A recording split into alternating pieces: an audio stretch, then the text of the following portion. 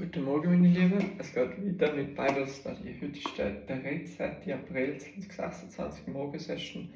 Es ist 8:25 Uhr. Ich bin gestern Marathon gerannt. Das linke Bein ist komplett okay. Das rechte spüre ich so ein bisschen. Also im Sitzen spüre ich es überhaupt nicht. Beim Laufen halt immer. Ich glaube, wenn ich morgen oder übermorgen mal einen kurzen Run mache, so einen Kilometer, 2 oder 3, das könnte helfen. Wenn wir dann schauen, wenn es so weit ist. Eine Sekunde. Ich habe kurz mit meiner Mami geredet, wo ja ich heute in 30 Minuten auf Kirchberg fahren darf, wo dann 6 Wochen dort ist. Ja.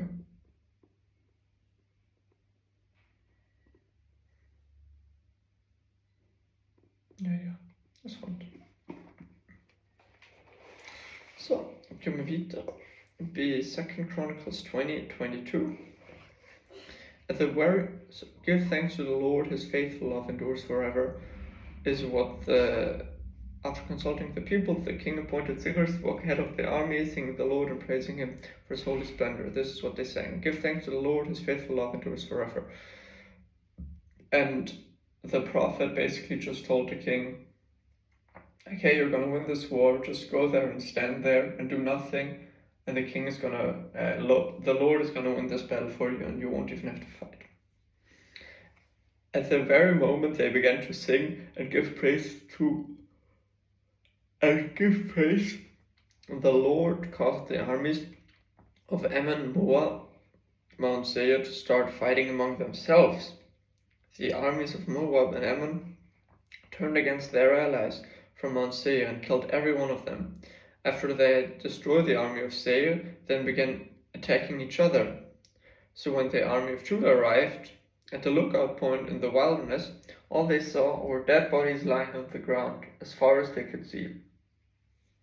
Not a single one of the enemy had escaped.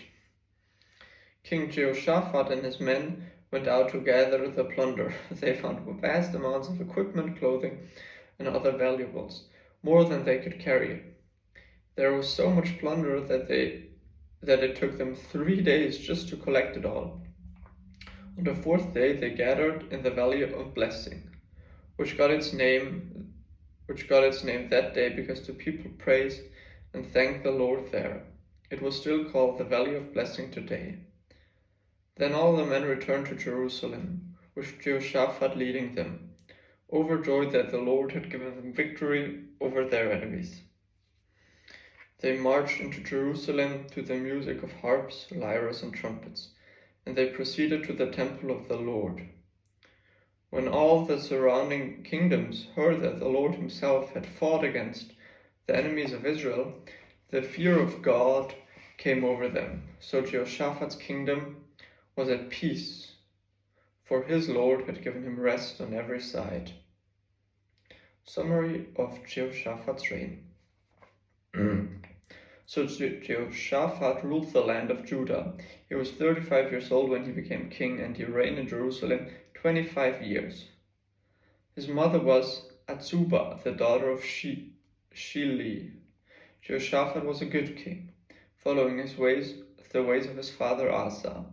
He did what was pleasing in the Lord's sight. During his reign, however, he failed to remove all the pagan shrines, and the people never fully committed themselves to follow the Lord of their ancestors.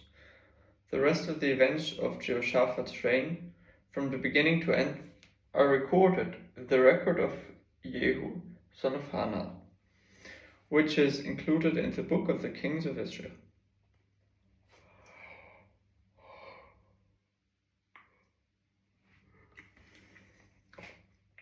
Sometime later, King Jehoshaphat of Judah made an alliance with King Ahaziah of Israel, who was very wicked. Together they built a fleet of trading ships at the port of Ezion-Geber. Then Eliezer, son of Dodabahu from Maresha, prophesied against Jehoshaphat. He said, Because you have allied yourself with King Ahaziah, the Lord will destroy your work. So the ships met with disaster and never pour out to sea.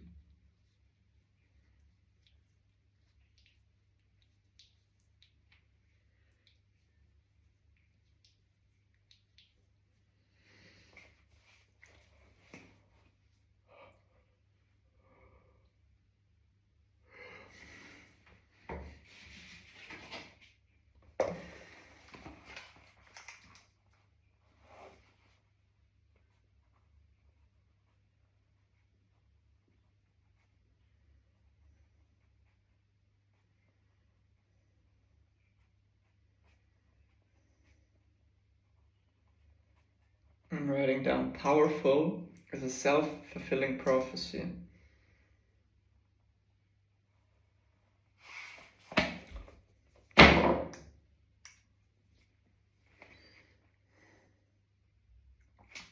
Second Chronicles 21.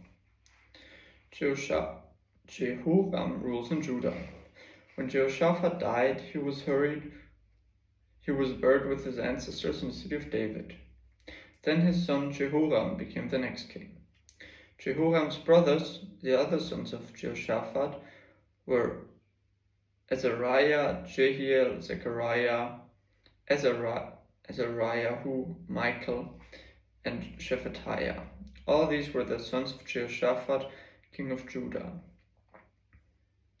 Their father had given each of them valuable gifts of silver, gold, and costly items, and also some of Judah's fortified towns.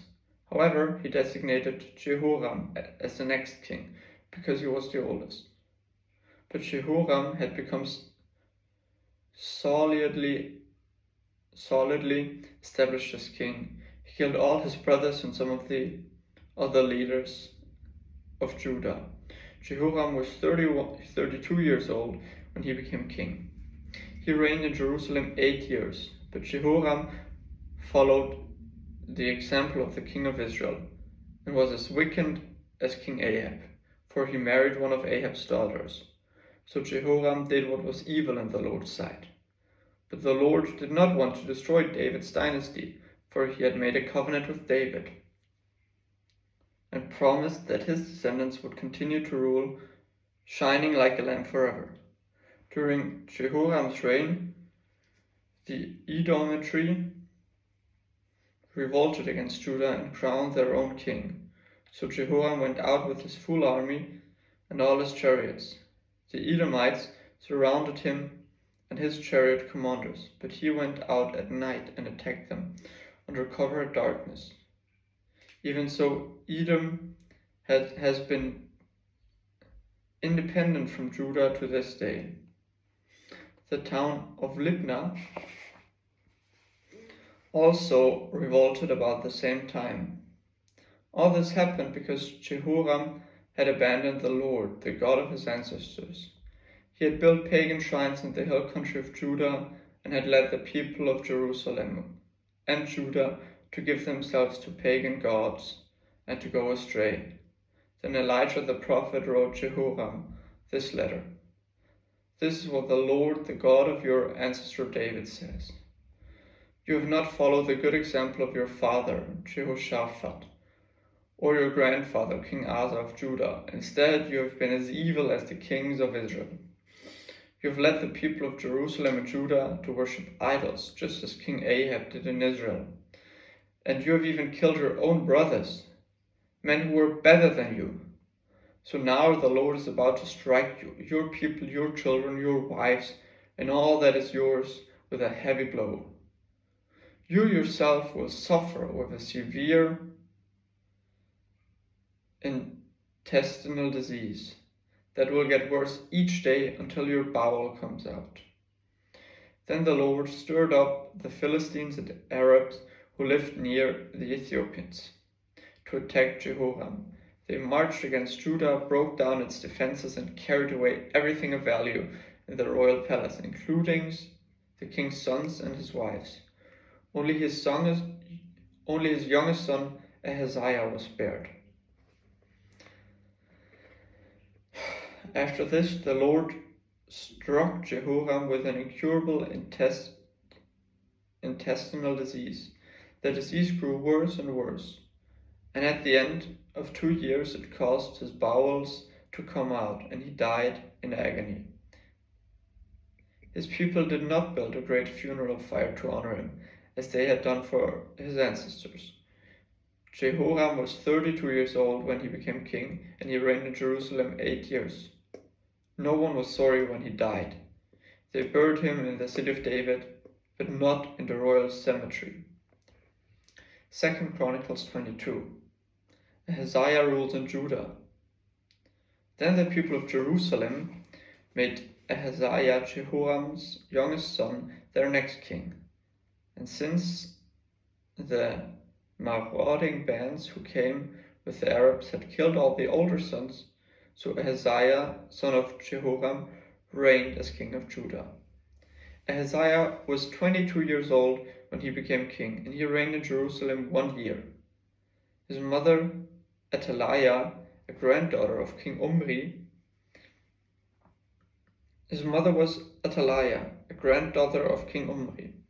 Ahaziah also followed the evil example of Ahab's family, for his mother encouraged him in doing wrong.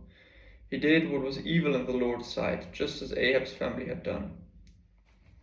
They even became his advisors after the death of his father, and they led him to ruin. Following their evil advice, Ahaziah joined Joram, the son of King Ahab of Israel, in his war against King Hazael of Amram and Ramoth Gilead. When the Arameans wounded Joram in the battle, he returned to Jezreel to recover from the wounds he had received at Ramoth. Because Joram was wounded, King Ahaziah of Judah went to Jezreel to visit him. But God had decided that this visit would be Ahaziah's downfall. While he was there, Ahaziah went out with Joram to meet Jehu, grandson of Nimshi, whom the Lord would have appointed to destroy the dynasty of Ahab. While Jehu was executing judgment against the family of Ahab, he happened to meet some of Judah's officials and Ahaziah's relatives who were traveling with Ahaziah. So Jehu killed them all. Then Jehu's men searched for Ahaziah, and they found him hiding in the city of Samaria. They brought him to Jehu, who killed him. Ahaziah was given a decent burial because the people said he was the grandson of Jehoshaphat, a man who sought the Lord with all his heart. But none of the surviving members of Ahaziah's family was capable of ruling the kingdom.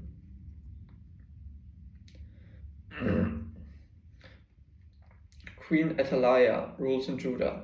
When Athaliah, the mother of King Ahaziah of Judah, learned that her son was dead, she began to destroy the rest of Judah's royal family. But Ahaziah's sister, Jehosheba, the daughter of King Jehoram, took Ahaziah's infant son Joash and stole him away from among the rest of the king's children, who were about to be killed. She put Joash and his nurse in a bedroom. In this way, Jehosheba, wife of Jehoiada, the priest and sister of Ahaziah, hid the child so that Athaliah could not murder him. Joash remained hidden in the temple of God for 6 years, while Athaliah ruled over the land. 2 Chronicles 23. Revolt against Athaliah. In the 7th year of Athaliah's reign, Jehoiada the priest decided to act. He summoned his courage and made a pact with 5 army commanders: Azariah, son of Jehoram, Ishmael, son of Jehohanan, Azariah, son of Obed, Maaseiah,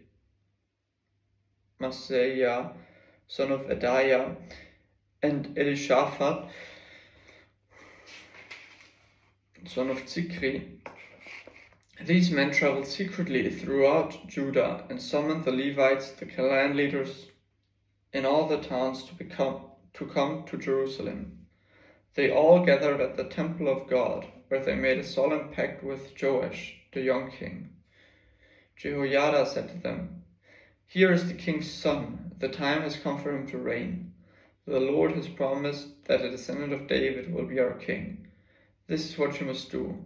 When your priests and Levites come on duty on the Sabbath, a third of you will serve as gatekeepers. Another third will go over to the royal palace, and the final third will be the foundation gate. Everyone else should stay in their courtyards of the Lord's temple. Remember, only the priests and Levites on duty may enter the temple of the Lord, for they are set apart as holy. The rest of the people must obey the Lord's instructions and stay outside. You Levites form a bodyguard around the king. Keep your weapons in hand, kill anyone who tries to enter the temple. Stay with the king wherever he goes. So the Levites and all the people of Judah did everything as Jehoiada the priest ordered. The commanders took charge of the men reporting for duty that Sabbath, as well as those who were going off duty. Jehoiada the priest did not let anyone go home after their shift ended. Then Jehoiada supplied the commanders with spears and large and small shields that had once belonged to King David and were stored in the temple of God. He stationed all the people around the king with their weapons ready. They formed a line from the south side of the temple around the north side and all around the altar. Then Jehoiada and his sons brought out Joash, the king's son, placed a crown on his head, and presented him with a copy of God's laws. They anointed him and proclaimed him king, and everyone shouted, "Long live the king!" The death of Athaliah. When Athaliah heard the noise of the people running and the shouts of praise to the king, she hurried to the Lord's temple to see what was happening. When she arrived, she saw the newly crowned king standing in his place of authority by the pillar at the temple entrance. The commanders and trumpeters were surrounding him, and people from all over the land were rejoicing and blowing trumpets. Singers with musical instruments were leading the people in a great celebration. When Athaliah saw this, she tore her clothes in despair and shouted, "Treason! Treason!" Then Jehoiada the priest ordered the commanders who were in charge of the troops, "Take her to the soldiers in front of the temple and kill anyone who tries to rescue her." For the priest had said, "She must not be killed in the temple of God." So they seized her and led her out to the entrance of the horse gate on the palace grounds, and they killed her there.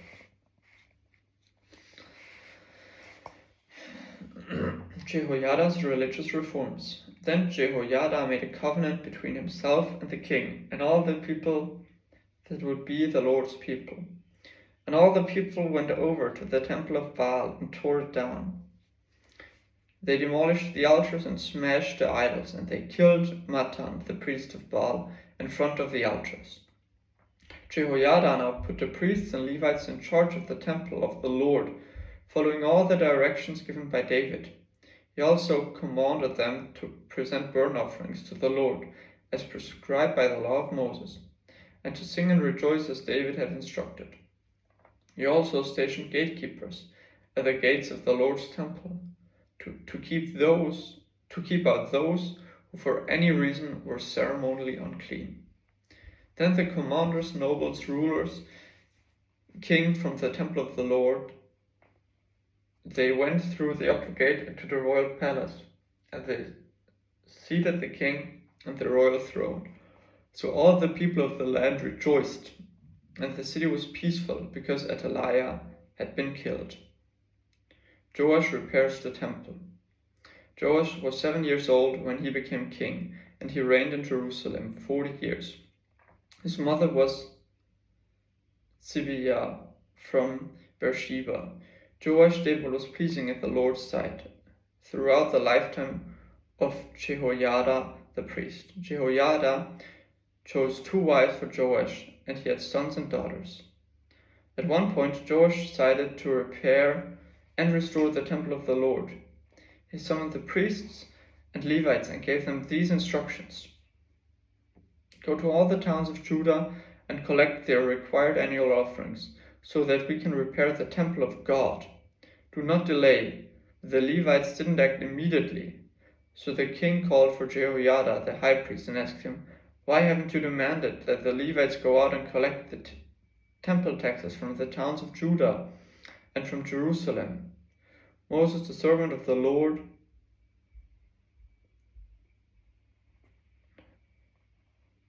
levied this tax on the community of Israel in order to maintain the tabernacle of the covenant. Over the years, the followers of wicked Athaliah had broken into the temple of God, and they had used all the dedicated things for the temple of the Lord to worship images of Baal. So now the king ordered a chest to be made, and set outside the gate leading to the temple of the Lord. Then a proclamation was sent throughout Judah and Jerusalem, telling the people to bring the Lord the tax that Moses, the servant of God, had required of Israelites in the wilderness. This pleased all the leaders and the people, and they gladly brought their money and filled the chest with it. Whenever the chest became full, the Levites would carry it to the king's officials. Then the court secretary and the officer of the high priest would come and empty the chest and take it back to the temple again. This went on day after day, and large amounts of money was collected. The king and Jehoiada gave the money to the construction supervisors, who hired masons and carpenters to restore the temple of the Lord. They also hired metal workers who made the articles of iron and bronze for the Lord's temple. The men in charge of the renovation worked hard and made steady progress. They restored the temple of God according to its original design and strengthened it. When all the repairs were finished, they brought the remaining money to the king and Jehoiada. It was used to make various articles for the temple of the Lord, articles to worship, services, and burnt offerings, including ladles, and other articles made of gold and silver. And the burnt offerings were sacrificed continually in the temple of the Lord during the lifetime of Jehoiada the priest. Jehoiada lived a very old age, finally dying at 130. He was buried among the kings in the city of David, because he had done so much good in Israel for God and his temple. It's 13th of April morning session. Next chapter starts with Jehoiada's reforms reversed. Anyways, this is a chapter for tonight. I wish you all a wonderful day and hear you soon.